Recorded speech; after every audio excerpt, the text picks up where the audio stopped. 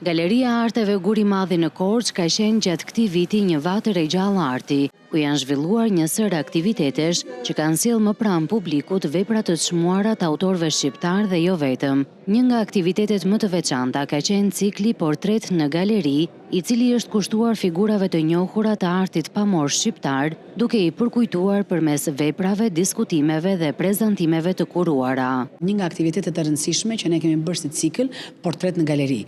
ku kemi kujtuar emra si Tushi apo dhe të tjerë, të cilët ju kemi kushtuar, si të thuash, një javë të plotë veprës së tyre, krijimeve të tyre, të cilat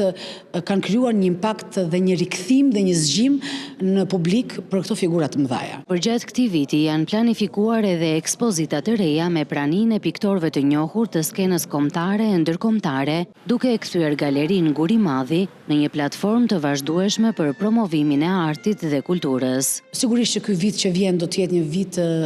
sërish shumë i ngjeshur për Galerinë Guri Madhi, sepse unë dua shumë, Qendra e Artit do shumë që ne të sjellim Gazlekën, i cili është një nga emrat më të njohur të artit pamor, shpresoj t'ja dalim. Gjithashtu dhe ne kemi ditët e Mios, që ju e dini, është një koloni e jashtëzakonshme që vijnë piktorë nga gjithë bota, ku e gjithë kjo hapësirë mbushet me veprat e tyre. Ky institucion kulturor vazhdon të mbetet një nga simbolet më të rëndësishme të identitetit artistik të qytetit të Korçës.